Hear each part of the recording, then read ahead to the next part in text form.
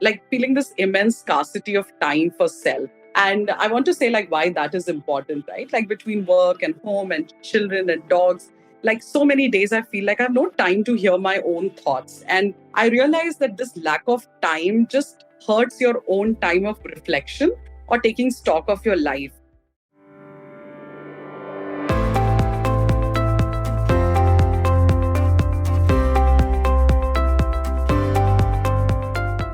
Hello, listeners. My name is Mritika, and this is Just an Ordinary Mom podcast. I really am just an ordinary mom to twin boys with a high-speed career, and this podcast is to tell the stories of ordinary moms doing extraordinary things.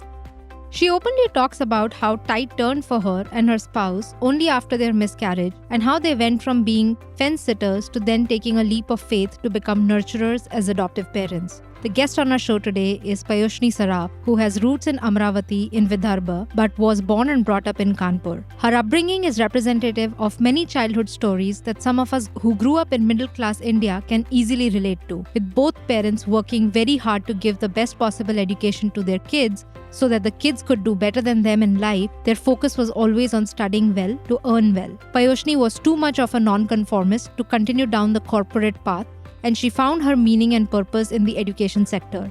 She talks about how children are ultimately what we make of them as parents, and therefore, whether the child shares your gene pool or not, it really does not matter, because it ultimately boils down to the time investment you make in the child that you're responsible to raise. She also encourages couples to intentionally put in the effort required to revive the friendship and companionship that almost always gets lost while dealing with the full-time responsibility of child rearing. In the episode today, you will hear Payoshni vulnerably speak about how she had to take a sabbatical to make a comeback in life since COVID and the ever-growing responsibilities both at work and home threw her off her game during COVID years.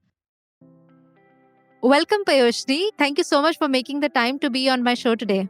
Thanks so much, Mritika, for having me.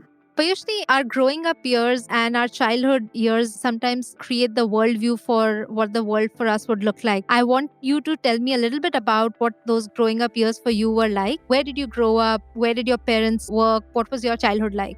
Yeah, I grew up in Kanpur, which is at one point, I know it was called like the Manchester of the East because it was a city with a lot of industries. And my dad was in DRDO. So we were very, very far away from home because both my parents are from Amravati, which is near Nagpur. So they had lived there all their lives before moving to like a place 900 kilometers away. But Kanpur is where I was born. And overall, I guess it was a really happy childhood, except the fact that it did have a little bit of a shadow of grief because I did have a brother, which my parents lost. I mean, all of us lost when he was a teenager. But I was very young then, and my parents and my sister tried their best to protect me from that. So that aside, I think I had a really happy childhood. I was a very social child, so always interested in a lot of extracurricular stuff, had a lot of friends, and just a very vibrant childhood as far as I can remember. And the interesting thing, like now that I look back, is that it was very far away from the culture that belonged to my parents, because like in Kanpur, I think overall we had like about,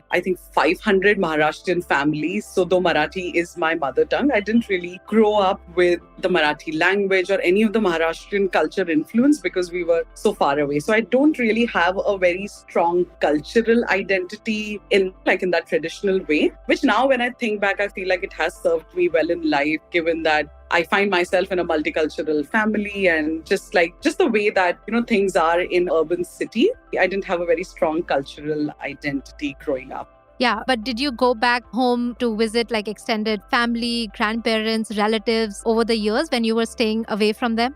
Yeah, like once a year. And so my dad was a government servant. He was in DRDO and my mom was a teacher. So if you remember, like that time LTC was a really big thing, which is your leave travel allowance sort of a thing. So once a year, all of us were packed into a train and sent off to Amravati to be with our grandparents. So that was definitely there. But, 15 days of summer vacations really didn't have a very strong influence of me per se. And I feel like I still feel very much as, like, if you really had to ask me on what is home, like I'm always confused about the concept of home because nothing has really been home for me that way. But if you had to really push me, I would say maybe Kanpur was home, and hence the Hindi culture, the North Indian culture was really the culture that I grew up in. So, Payoshni, tell me a little bit about your mom, who you said was a teacher. How did her resolve to continue as a working professional shape your worldview of what the place of a woman in society should look like? Right. I mean, I would like to answer it differently first from like a family point of view before I zoom in into a woman. Like my earliest and most like clearest memory of childhood is really waking up to my parents' voices as they prepared like breakfast and lunch dabbas in the kitchen together. And this is really early in the morning. So both my parents used to get up really early because we didn't have any relatives, grandparents, nobody around. And I don't know if daycares were a thing back then. So their solution was to get up really early, cook together. My dad was a sous chef who would clean and chop, and my mom would cook. And they always divided their duties. So my mother fed us breakfast while my dad gave me a bath and got me ready for school. So these are some of like the really early memories where I saw both my parents really contributing to raising us. I'm sure like if I ask my mother explicitly, I haven't yet, that if dad really equally shared the load, I'm not sure if she'll have a very favorable opinion. But I mean, why I think that memory is important is because I walked into teenage and adulthood expecting the men to always contribute and share the load, right? And way before like advertisers really made it cool. Just coming back to like my mom's journey. So my mom was a MA economics. So she had studied really well for her time, but she really did had to do a big compromise when it comes to career because she was really a teacher in a small school, whereas all her other siblings who were also MA economics or science were lecturers in colleges. So that way I really do feel that my mother had to compromise as far as his career was concerned. But I think what I find really admirable is that throughout my life, she worked. So she took a school job only so that she can be back home when we came home. But throughout, she has worked. My sister is a doctor and she has twin boys. And I have seen her working from the day she finished her MBBS and MS. So I've always, like, both the women in my life, the primary women, have always had a career while chasing family goals. I guess, like, that's really your first circle of influence, right? Yeah, no, great segue into what prompted you to take up the professional course that you did take up, because you come from a family of government professionals, a teacher, a doctor. What led you to sort of pursue a career in advertising and communication? I mean, I wish I had a really solid answer to this because everybody in my family was either into STEM or subjects like economics. I don't think I was really a great student academically. Like, I think I was bright, but I was not really interested in academics as such. So I chose like the BCom route and then I did some fashion designing and stuff. I guess just like my interest towards advertising and communications and marketing really came from the fact that I'm a voracious reader because I was a reader all my life. I was just very interested in storytelling and really, I guess, understood the power of storytelling. And that's really what prompted me towards, doing a course in advertising and communications. This, of course, apart from the fact that I was too lazy to really prepare for IAS and stuff like the other things that my parents would have liked me to do. And I was just like, I just wanted to lead a happy, chill life. So I did what I wanted. I've always been a floater. So I've changed like multiple disciplines, multiple organizations, careers to suit what I want to do then. And that's really how I landed in advertising and marketing. But I really enjoyed it because I enjoy the concept of storytelling too much.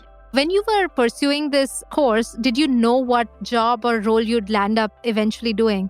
So when I did my course, I was already working as a visual merchandiser in a retail organization. And I think that's really what prompted me because I realized that while visual merchandising is a very indirect way of storytelling and sometimes just very visual, what really held or power for me were the words. And I kind of wanted to do this course so that I could go into a retail marketing role. So I actually had the goal first, and then I kind of backtracked to say, okay, what do I need to do to become a marketing person? And that's how I landed in the course. Yeah, good segue into just trying to understand a little bit about your professional journey. So before you found your calling in the social development space, I think you spent almost 8+ years in the corporate retail industry. What was that catalyst for the crossover? Like, what were you still seeking in a role that you couldn't find in the corporate job? Yeah, I mean, I spent about 8 years in the industry, and retail is a really fun, dynamic industry, right? Because things are constantly changing and you're always on your feet. I guess like after 8 years, I had reached a point where I just couldn't bear the thought of planning another Christmas sale or Diwali deals. These two are typically like your biggest events on the marketing calendar. And I felt like, oh my God, like one more time I have to negotiate with the merchandiser on which detergent brand should go on the front page of the TOI ad that we were planning. And I really felt like at some point in my, I guess, 7th or 8th year that I just didn't want to do it alone. So I think one, it was prompted by a little bit of like just the feeling of boredom, complacency, saying, I have done this, now what do I do? But I think deep within that, somewhere buried really was this not really finding a sense of purpose. Like I felt like that while I was doing it, I was contributing to my share of grocery bills and rent. But I think what I always felt like I wanted to do was just get a sense of contributing to something bigger, like something that's bigger than me and my life. And I mean, there is no two way, right? Like grocery bills and rent are absolute essentials of life. But I think what I was looking for was, I mean, it's so cliche to say it, but I was really looking for making some sort of a difference, like however small, however big that looks like, but just making a difference in somebody else's life that's not mine. And I do want to say here, Mritvika, that there are many ways of doing that, but I just felt like that the development sector was the way that I thought to do this. Payoshni, tell me that when people think of moving to a social sector, they sometimes fail to realize that the choice to work in the social sector, where resources are stretched, problems are harder, and much more nuanced, the work one does is not just physically exhausting, but emotionally and intellectually consuming as well. And it's equally or even sometimes harder and a more demanding job than a corporate one. Would you agree? Oh my God, 100%. Like once I did my Teach for India fellowship, I used to get a lot of like inquiries from my friends from the retail industry or friends of friends who thought like doing the fellowship is cool and reached out to me. And all my conversations, like in some way, I was almost discouraging, primarily because I feel like a lot of corporate people feel that development sector is going to be fun and easy. And all my conversation to all my corporate friends always was that if it is not one thing, it is easy. It is going to be very, very hard. You will put a lot of there are not going to be comforts like, having an AC in your office or vending machines. Sometimes you may not even have an office. Things will be unstructured. You will put a lot of passion in a meaningful project that will just get stalled for years because there is no funding, and it will demand just so much of you, not just physically and emotionally, exactly as you said, but just like a commitment that goes out for life. So in that way, like I kind of just paint a realistic picture to all my corporate friends, because I think once you have decided to make the switch,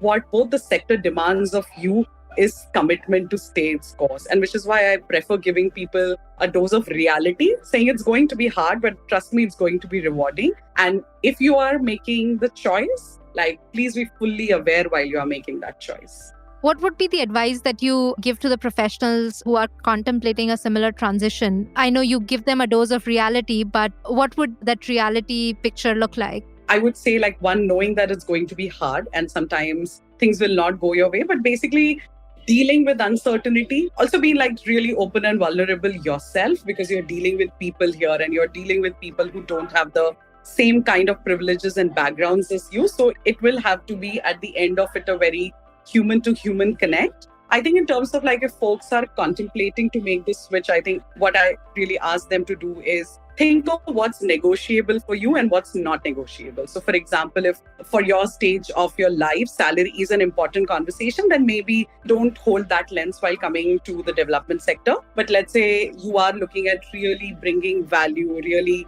extending yourself, and you're okay taking a little bit of pay cut in order to do that, then make that choice. So I guess what I'm trying to say is that the advice is to know what are non-negotiables for you and what are the things that you are okay compromising on, and make the choice accordingly. And, if I had to illustrate that with an example, when I made that choice, Mritvika, I was almost 30 then, right? It was the first year of my marriage and I was already at a senior manager level in the corporate. But for me, the choice was very, very clear that I'm going to get like 1/10 of what I earn. In fact, actually lesser than that. But I am ready to commit these 2 years and finding that if this is the path for me. So I took it like Teach for India Fellowship in some sense was a little bit of gamble for me, saying that if I don't do this now, I will never be able to do this. And I feel like for me, the gamble paid off. But I do know of folks who finished their fellowship and went back to their corporate jobs, and that's okay too. So I guess finding where you are in life at this moment and then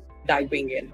So, how did you decide that education was the space you wanted to meaningfully contribute to? First, as a fellow at Teach for India, and then you went on to work with Pratham Books for over 5 years, which was followed by leading the alumni movement at Teach for India. And now you're leading the operations at Masai School. So, did you find meaning and purpose at each of these places? And did you know that you'd commit to education for this long? I mean, if I'm being absolutely honest, I don't think I went into the TFI fellowship with a lot of conviction around education, particularly. I think my conviction was more towards societal development or just contributing to the society. And because I had volunteered before as a weekend teacher, it felt like that, okay, if I have to take a gamble of moving into the development sector from the corporate sector, education felt like a slightly more familiar space because I had done it over the weekends. Having said that, I think, Ritvika, my conviction actually really deepened with every day spent at Teach for India and then every day spent at Pratham Books, because I think that's where I really came face to face with the absolute privilege of education and exposure I had had in my life. And just the realization that strong foundation through education, which we got and which we took for granted, is possibly the only real chance for our children of, breaking out of the circle of poverty, really gave that sense of gravity and purpose to me. So I think when I went into the fellowship, I hadn't thought that it would be this long. But I think the 2 years with Teach for India and then 5 years with Pratham Books, again, just really deepened that conviction. I mean, when I look at my current role, I also feel like that within education now, I want to explore different parts of education. So till now, what I have done with children, like at Masai School, I'm a part of a youth education moment. So I feel like that the beneficiary might change, but I really do feel like that education is the powerful driver. Education is that single game changer that can really propel you in life. Tell me a little bit about the roles you've held in these different organizations. What were some of the transferable skills that you gathered, let's say, at one organization over the other? Would love to hear maybe starting from what you're currently doing and then moving to your previous roles.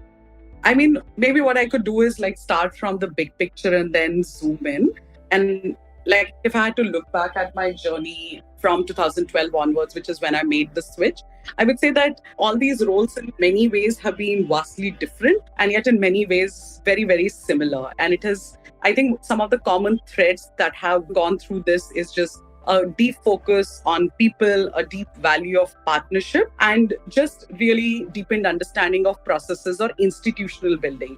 And I think why the roles have appealed to me is because they have also aligned with the core values of my own life, which is collaboration and just building something with joy. I think what has been different across the three roles, of course, is just your stakeholders, your beneficiary groups. But how I would like to look at it is just the lens that you're holding in all the different roles. And to give an example of this, at Pratham Books, my core work was partnerships, right? Which is a very one-on-one approach, right? When you are entering a partnership or building a partnership, it's a very equal, an ideal partnership should be an equal partnership. So it's a very one-person linear approach on what is this that this partner demands from me. Versus, let's say, my role at Teach for India in the alumni director role, where the lens that you hold is really community. So what is this that this community wants? And then within that, of course, there are people that you interact with. But the overall lens, I would say, has changed from a micro to a macro in that sense. I think at Masai School, I'm still figuring out what it is because it seems like a mix of both, right? Ultimately,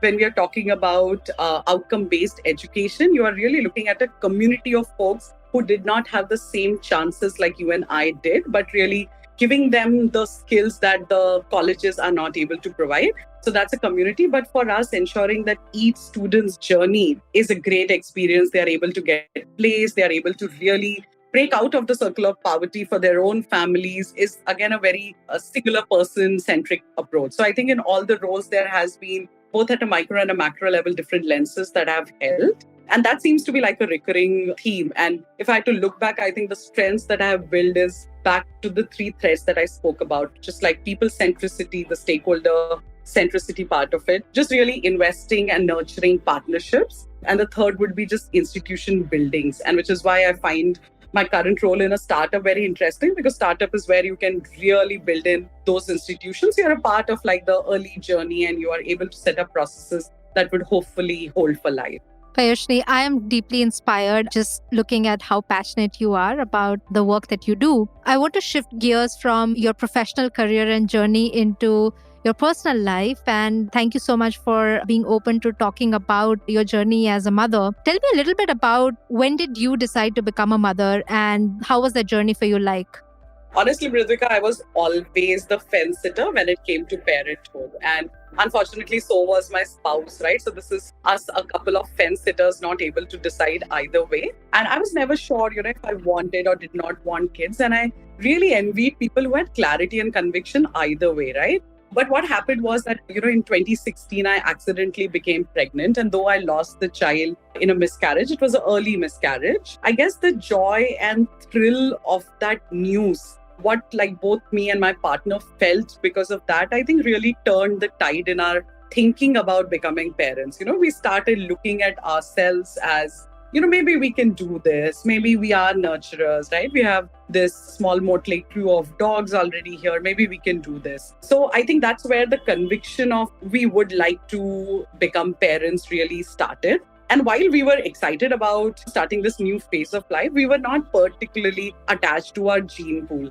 And I knew somebody who had adopted both her children. And one day, we were just sitting and just, I guess, on a Friday night. And I mentioned to my partner saying, why don't we just adopt instead? And I knew that both of us are not very attached to our gene pool. And this seems like such a perfect fit, given that we have built a family of misfits, right? Both of us hail from different religions, different culture, and we have adapted to each other. We have had adopted dogs at different points of life. So it's basically like a oddball of a family. And I felt like that adoption would fit right in the scheme of things. I mean, my partner instantly agreed, as if he was almost thinking about the same thing. So it was really just a conversation. It really wasn't like I needed to do some case study presentation and for him to ask me questions. The good thing is we faced a similar thing with our parents. And honestly, I was mildly surprised because both of our parents obviously had given up on us a little bit, given that we married against their best wishes, but they also instantly warmed up to the idea. And that was a really big blessing as we move forward in our journey.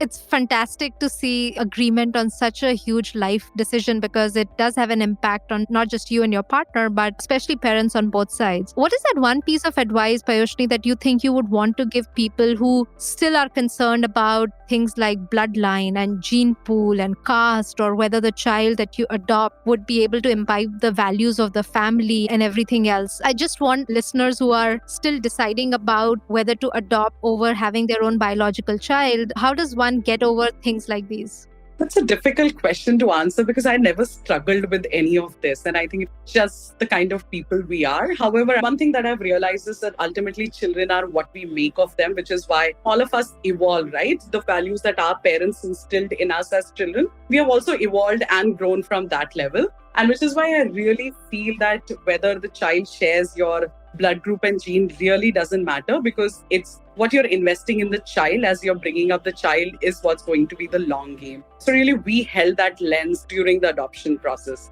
Payoshni, how has motherhood changed you as a person, as a woman, and as a working professional? Tell me both the goods and the not so goods about the journey.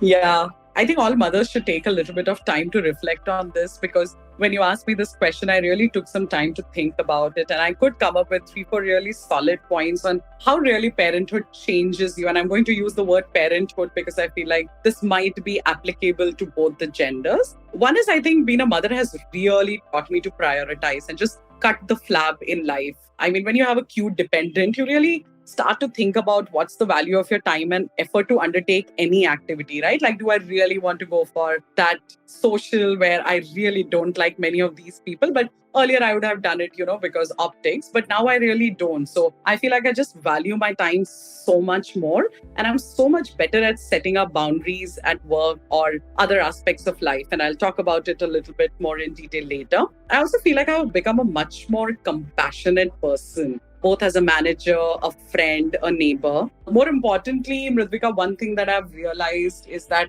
I feel like my relationship with my parents has changed so much. And I'm completely overwhelmed with both gratitude, respect, and love for them. Like things that I always felt in pockets before. I just feel like that's been such a game changer. And while I've always been like a multitasker, a hustler, so that has helped me a little bit to balance all these various roles. But motherhood has basically made me understand immense value of slowing down, right? Just lazing in bed on Sunday mornings, singing random songs, not really like all the time thinking about productivity, which has been a huge change for me. Some not so good aspects is just like feeling this immense scarcity of time for self. And I want to say like why that is important, right? Like between work and home and children and dogs, like so many days I feel like I have no time to hear my own thoughts. And I realize that this lack of time just hurts your own time of reflection or taking stock of your life. And I feel like that if you don't do that periodically enough, you are also not able to take corrective steps as soon as one ideally could have, both in personal and professional life. So I really think that just having the space and time to constantly reflect and change the course of your life becomes harder because there is so much that's demanded of you. I also really laugh thinking that earlier people advised folks that children actually keep marriages intact and strong, because I really feel like it's been such a, I don't want to say it's a huge strain on my marriage, but I feel like building the marriage is taking a lot more effort now, because you have to go beyond conversations about the child and the continuous relay of who's picking, who's dropping, who's attending that birthday party, to really like sit together as friends and companions like earlier before. So I do feel like that's been compromised a little bit, just the aspect of friendship and pure companionship of the marriage. I'm hoping that this will become better as we become more efficient parents, and it's basically something that one needs to work on. I know Marquez once said that the work that you have to put in marriage begins every early morning and stops only at night, and then it begins early in the morning. I'm sure I'm paraphrasing it really badly, but I always try to hold that lens, saying that this is something I cannot take for granted and I need to continue to build on it. I'm so glad, Payoshni, that you chose to spoke about like evolving relationship with the partner after the child comes into the marriage and the family. I think it's one of the most ignored aspects of partnerships. And like you said, I couldn't agree more. It's an effort on both ends, and it has to be every single day and showing up with the intentionality. So glad that you brought that up. While we are on the partnership, I want to sort of also touch upon the role of your partner in raising the kid. Often fathers are praised for mundane tasks like taking children grocery shopping, to the doctors, or to the play dates. But when mothers do the same, no one bats an eyelash, because that's, well, what mothers are expected to do. And this kind of work or labor just goes unnoticed, unregistered, and it's considered menial. So when mothers have to forego their potlucks or leave town for days-long business trips, they're often sort of given the stink eye. Have you been judged differently? And does that happen to you? Yeah, well, I've borne the brunt of this judgment very, very recently, and the wounds are so fresh that it still hurts. As you know, Ritvika, my latest stint came after like a short 5 months break, right? And once I started looking out and accepted this gig that I'm currently doing, and this means that I have to be in office at least 3 days in a week, and given the Bangalore traffic and commute, it adds up to about 12 hours of a day that I spent outside. I mean, once I signed up and started telling folks that, hey, this is what I'm going to do, I mean, the amount of questions and judgment I received from folks was staggering. And, it ranged from things like, are you sure? Is this best for your child? Do you really want to go to Kormangla? As if like I was proposing a visit to Hawaii on a daily basis. Who's going to look after your child, hence completely negating the effort that my partner or the support system I might have built at home. And all of these things make me really, really furious, because I remember when my daughter came into our lives, I was granted a 3 months maternity leave, which I'm very thankful about, because I wouldn't have been able to do it. My husband took like about a 7-day break, and he just went back, and everybody was okay with it. And I feel like even on the 7 days, I remember him being going to work every now and then. And like when I took a 5 months break, and now when I was going back to work, there were just so many questions asked of me. So that only shows that the society judges a working mother very, very harshly. And I can assure you that none of these questions have ever been asked of my husband. And one of the things that I always tell him, that when we become parents, and this is like my classic dialogue when we are having a fight or a meltdown, is that, when we become parents, your life has changed by 25%, right? While for me, what remains of my previous life is just 25%, because the biggest changes has happened at my end. So not only just like a change in my schedule, my social life, and all of those other things, but just how I am viewed as a person has changed so much. And I think that pretty much just says everything that one needs to say about how parents are judged so differently. When it comes to asking of help from your partner, are you able to cede control over the domestic sphere so that your partner can step up? And are you okay with the fact that, things would be done differently or maybe worse? I mean, I'm really trying hard, but it is difficult. Some things I've learned to let go, right, after becoming a mom. For example, having a neat house. Like I've given up that the house is never going to look neat and clean again. But some things I've become more particular about, like nutrition or what time are we going to sleep or how much like physical outdoor space all of us. So I think at some places, while I have loosened the noose a little bit, at some places I have tightened it. And hence there is always like this balance, this tussle of ceding control. I think there are two ways that I'm dealing with it. One is I'm ceding more control to my nanny because I feel like as a woman, she understands it better. And honestly, Mridvika, she's the wind beneath my wings because without her, I wouldn't be able to do this. The other is, of course, just like holding myself back. Like sometimes I know my husband is really trying. He's doing his best. It may not be the way I view it, but I have decided that for me, what's more important is the peace and tranquility and the friendship in our relationship. And I'm trying to just hold back my tongue and ensure that I'm not criticizing. What I'm realizing is that just unlearning or staying neutral is a very crucial milestone of this journey. Understood. And how are you training your daughter to be okay with sometimes an absent mother? Because I can imagine the traffic with Bangalore. And now that you have to work in this hybrid model, how are you setting boundaries for yourself so that you feel that you're doing a good job at work and then as a mother? Yeah, I think before I come to the training question, I'll answer the question on the boundaries. So there are two things that I made peace with when I decided to come back to work. I think number one was more of an internal change where I have told myself to stop feeling guilty. And I do this by like constantly reminding myself that a happy mother is a happy child. And if for me, the happiness means that I need to have a social life, a work life, going to office thrice a week, just working with people or shutting myself in my study to write sometimes, whatever gives me satisfaction and joy, I need to do without feeling guilty in order to be a really happy parent to her, because it's only when I'm joyful, I'm going to be able to give joy to others. So that's number one. I think the second is that what I did very differently from my last gig was when I joined my current organization, I had an expectation setting conversation with my manager in the first week itself, where I walked him through all the different roles that I played and like what are some of the boundaries I need to draw. For example, not staying late in office just for the optics, right? I told him I'm not going to stay back just because everybody in a startup likes to hang out.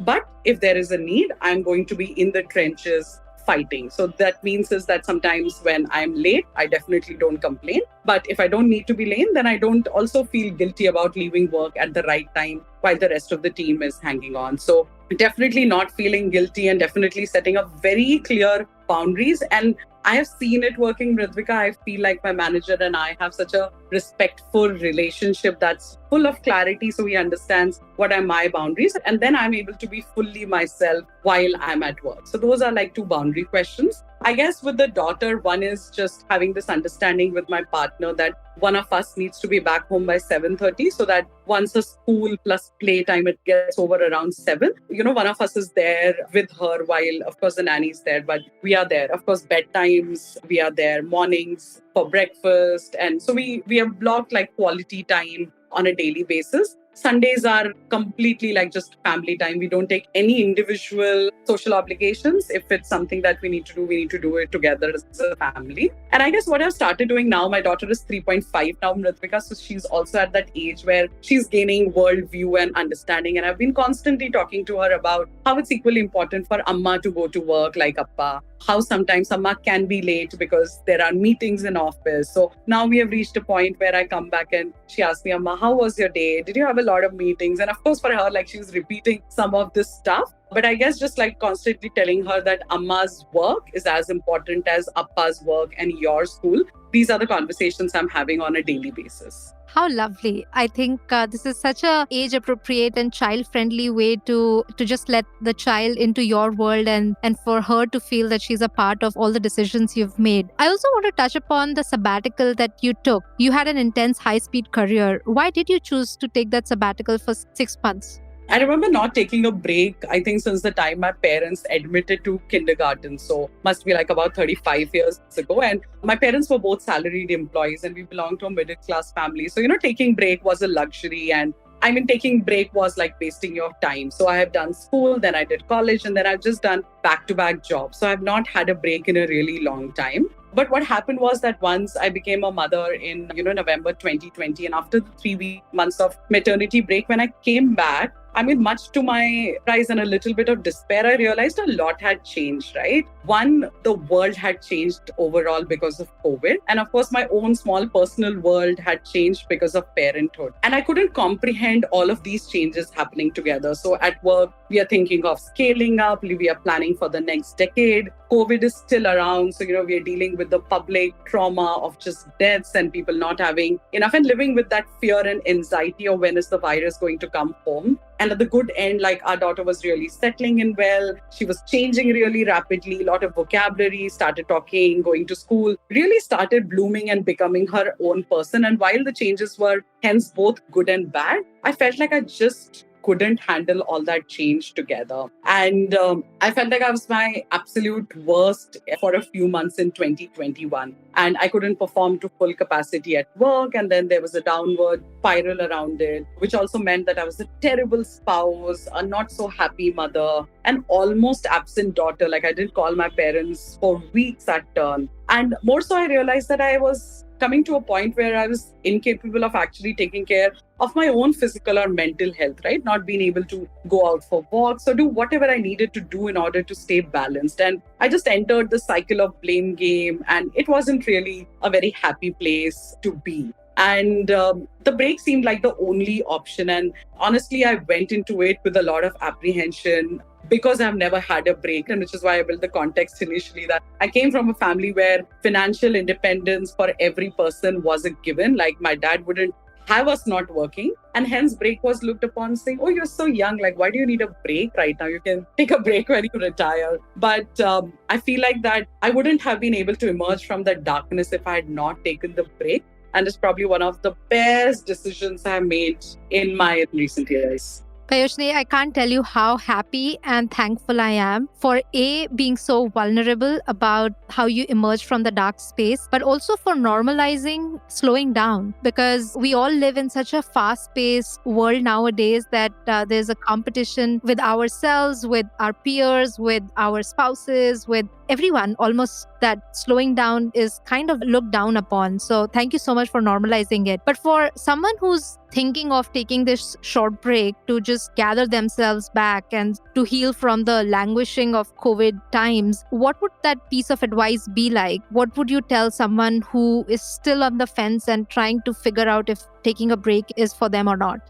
I mean, one thing I would really say is that I'm a person who believes a lot in my gut, Mridvika, and I feel like sometimes you really know. Whether you accept it or not is a different question, but I feel that if you are even 50% self-aware and really practice reflection, whether actively or passively, you just know it. So you know when you are crumbling, you know when you are blooming, and you know what to do. I guess what takes the longest time is the acceptance. And I feel in that regard, like I was really lucky because I got that acceptance, not only from my spouse and my parents, but also like from my circle of friends. So to give you an example of this, when I started like planning my break, I'd made a long list of things to achieve, right? I will pick back my Kathak practice, I will paint, I will learn Spanish. And it was a long list. And a lot of my friends, and one friend in particular said, no, I mean, don't plan anything. The break is supposed for you to not have a plan and not to be productive during those times. And I guess just a constant conversation with her and many others reminded me that the break is meant for me to go slow, not do anything, and really just take stock of my life. I think in the first 3 months, I just spent a lot of time with family, celebrated Christmas, celebrated Diwali. Like I just, baked cupcakes for my daughter's school, entire school. So I was that sort of a mother where I just did things for others for a bit. And once I started really thinking about work, what I started doing was I did two things. One was some bit of like an internal work, right? So I spent some time looking back at my career, saying, okay, these were the highlights, these were the lowlights, hence what are my strengths? So I really worked on a strong narrative for myself. And at some points, I was really surprised by some of the the things I discovered about myself. So I did some bit of internal work during that time. The second was that I started doing some external work where I said, okay, these are the causes that excite me. These are the things I'm passionate about. This is the network that I've built over the time, and hence, started making a list of causes I wanted to explore, or people I wanted to reach out. So while for the first 3 months, I just chilled out, in the last month, I started doing a lot of work, a lot of internal work and external work. I guess the internal work happens throughout. I just started articulating it for myself. So I did both of these things. If I had to articulate it in the form of advice for someone, I would just say that, you can determine what you want to do with the break, right? If you feel like that you need a break to upskill yourself, that's okay. If you feel like you need a break to just chill, do nothing and introspect, that's okay too. But it's okay to make choices. It's also okay to ditch those choices and make new choices along the way, right? The idea of a break is for you to break from the normal pattern and do different things. But I do feel like that one could utilize this time for some internal work, because just the urban lives that we live, there isn't a lot of time for deep-rooted reflection or really thinking about and taking stock of your life. And breaks are very, very important to do that. So take a break if you're feeling a little lost in life, whether it's professionally or personally. Take a break if you're just tired. I remember when I started telling my friends about me taking a break, a friend messaged me saying, "Hi, you have had a 17 years career. Obviously, you are tired." And I can't tell you that a simple WhatsApp message, how much validation it gave me, because I never looked at it that way, right? I never said, "Oh my God, you have worked nonstop for 17 years. Maybe a break is good for you." So I guess just having that perspective, talk to people that you love. I'm sure you'll get so much great advice, because I got a lot of it and I wouldn't have done it without them. That's amazing. Payoshni, I think I can just go on talking to you for hours, but I know you have a job to get back to and we have limited time on the episode. Before I let you go, I want to ask you, what is that one piece of advice that you would give to another woman who wants to have a career while feeling like she is a reasonably successful mother, if she chooses to be one? Yeah.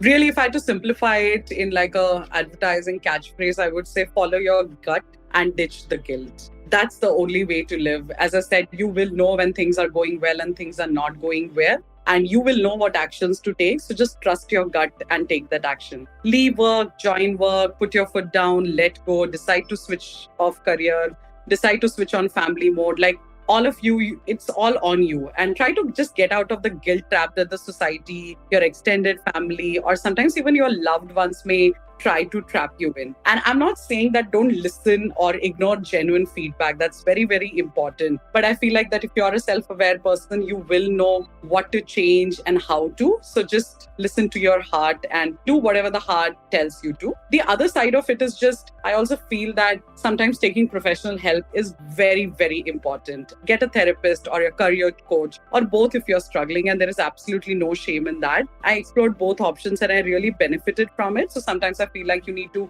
go beyond your inner self and your circle of friends and really go to the professionals to help you figure out life.